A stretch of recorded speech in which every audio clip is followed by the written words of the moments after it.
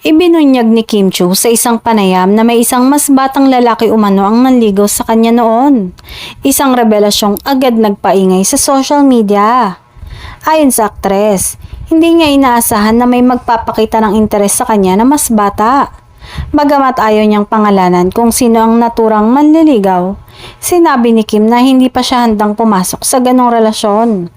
Ngunit bukas siya sa posibilidad kung sakaling maging seryoso ito. Matapos ang kanyang pahayag, agad namang umusbong ang mga espekulasyon ng mga netizen. Marami sa mga fans ni Kim ang naghihinalang si Darren Espanto umano ang tinutukoy ni Kim lalo't madalas silang magkasama. Parehong close off-cam at kapansin-pansin daw ang sweetness ng singer sa aktres sa ilang public appearances. Sa kabila nito, parehong tikom ang bibig ni Kim at Darren sa isyong ito.